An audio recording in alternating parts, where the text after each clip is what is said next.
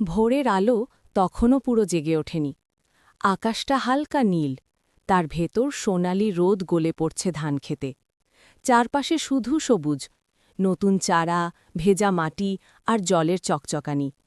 এই নীরবতার মাঝেই ধীরে ধীরে এগিয়ে চলেছে একটি মানুষ আর দুটি বলদ। লোকটার নাম রামেশ্বর, গ্রাম ডাকে ডাকে রামু কাকা বলে। গায়ে ছেঁড়া গেঞ্জি, পায়ে কাদা লেগে আছে, কিন্তু চোখে আছে এক অদ্ভুত শান্তি। এই মাঠই তার জীবন, এই মাটির সঙ্গে তার বন্ধুত্ব বহু বছরের, ঠিক যেন মাটি তাকে চেনে আর সেও মাটিকে। আজ রামেশ্বর লাঙল ধরেছে খুব মন দিয়ে।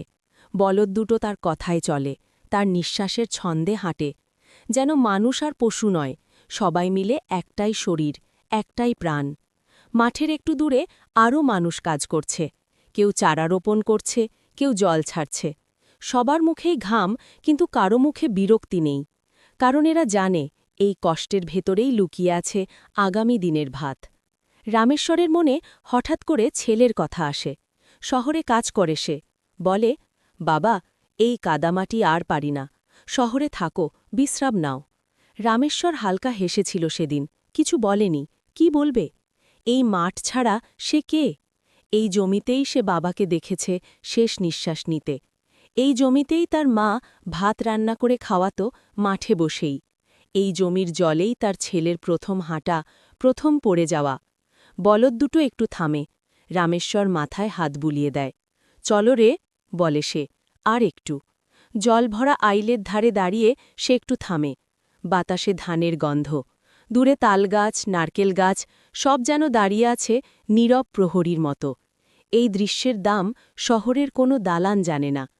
রামেশ্বর জানে তার শরীর আর আগের মতো নেই, হাঁটু ব্যথা করে, পিঠ বাঁকে, তবুও সে আসে, কারণ এই মাঠ তাকে ডাক দেয়, বলে, তুমি না এলে আমি অনাথ।